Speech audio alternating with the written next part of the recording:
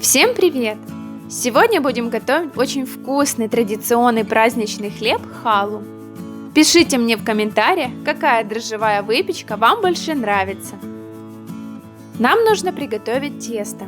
Берем 120 мл слегка теплой воды, 18 граммов свежих прессованных дрожжей, пол чайной ложки соли и 80 граммов сахара. Хорошо перемешиваем венчиком до растворения. Затем взбиваем 2 яйца и добавляем сюда же. Дальше добавляем 70 мл растительного масла. Все перемешиваем. И начинаем добавлять постепенно просеянную муку. Муку я 2 раза предварительно просеяла, чтобы больше насытить кислородом. Сначала я добавила 450 граммов муки и во время вымешивания еще 40 граммов. Поэтому не добавляйте всю муку сразу, а постепенно. Вам может понадобиться чуть больше или чуть меньше муки.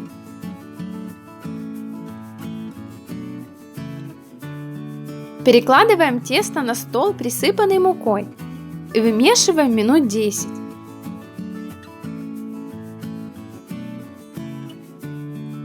Тесто должно получиться мягким, эластичным и не липнуть к рукам. Дальше смазываем миску растительным маслом. Выкладываем тесто, накрываем полотенцем и оставляем в теплом месте без сквозняков подходить примерно на 1:20. За это время наше тесто хорошо поднялось. Обминаем его. Затем делим на 8 частей. У нас получится 2 халы.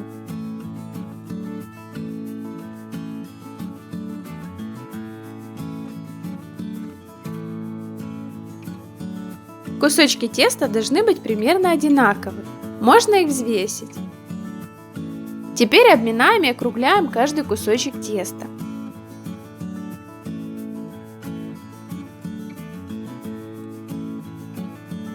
Накрываем пищевой пленкой, чтобы тесто не обветривалось.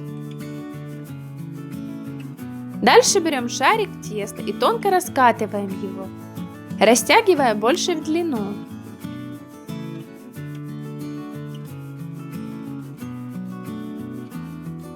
Затем плотно заворачиваем.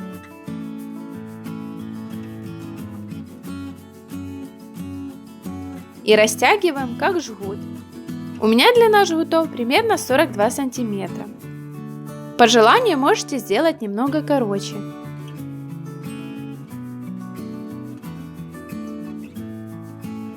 Теперь берем 4 жгута, защипываем сверху вместе и начинаем плести. Крайние жгуты перекладываем в противоположную сторону, а затем по очереди возвращаем в середину плетения.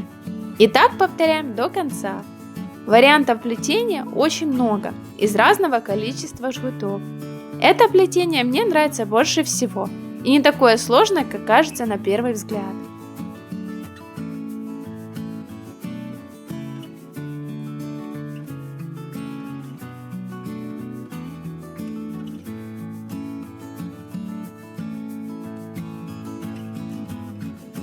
Хорошо подворачиваем края.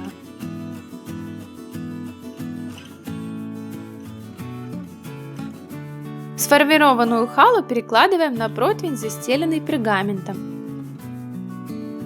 Накрываем пищевой пленкой и оставляем подходить примерно на 1 час.